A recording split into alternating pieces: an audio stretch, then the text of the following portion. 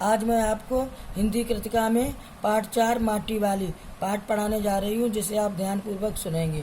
पाठ का सारांश। माटी वाली पाठ में विस्थापन की समस्या का मर्म स्पर्शी चित्रण किया गया है। इस समस्या से मजदूर तथा गरीब लोगों को सर्वाधिक दुख भोगना पड़ता है। टिहरी शहर में एक बूढ़ी स्त्री थी, जिसे लोग माटी वाली कहते थे। वह घर घर लाल मिट्टी पहुंचाने का कार्य करती थी।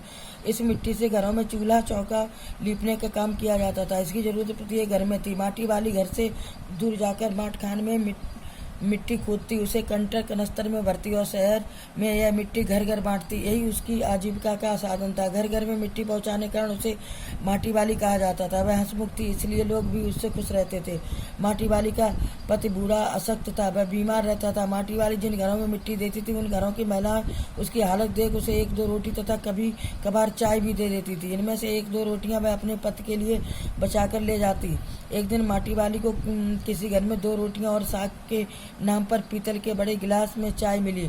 उसने एक रोटी कपड़े में लपेटी तथा दूसरी को चाय के साथ गले में उतार गई। माटी वाली ने घर की मालकिन से पीतल के गिलास को देखकर कहा, पुरानी चीजें बहुत कम लोगों के पास रह गई हैं। इस पर मालकिन ने कहा, ये पुरखों की जुटाई चीजें, जिन्हें पुरखों ने पता नहीं किस किस तरह से पैसे बचाकर खरीदे थे। अब लोग इनकी कद्र नहीं करते हैं। इधर टिहरी के कुछ समय से चर्चा थी कि सरकार शहर को खाली कराना चाहती है। लोग शहर छोड़कर जाने की तैयारी में। माटी वाली की समस्या है कि वह इस उम्र में शहर छोड़कर कहाँ जाएगी। जो जमीन जायदाद के मालिक हैं वे तो कहीं न कहीं ठिकाने पर जाएंगे, पर उसका क्या होगा, उसकी तरफ कोई देखने वाला भी नहीं है। उस दिन माटी वाली को 2-3 घरों में माटी देने के बाद 3 रोटियां मिल गईं, जिन्हें वह बांधकर घर ले जा रही थी। वह सोच रही थी कि आज एक पाव प्याज खरीदकर उसे कूटकर रोटी के साथ अपने पति को देगी। घर पहुंचने पर उसकी आहट से जब बुड्ढे ने उसकी ओर न देखा तो वह चौंक गई। पास जाकर छूकर देखा तो पता चला कि बुड्ढा मर चुका था। टिहरी बांध के कारण विस्थापित होने वाले लोगों के साथ वह भी पुनर्वास अधिकारी के पास पहुंची। साहब ने उससे घर का कागज दिखाने को कहा। उसके पास कोई ऐसा कागज नहीं था। आजीवन माटा खान से मिट्टी खोदकर बेचने वाली के पास घर का प्रमाण पत्र कहाँ से होता। माटा खान अभी उसके नाम नहीं था। ऐसे में उसे सरकारी सहायता कैसे मिलती।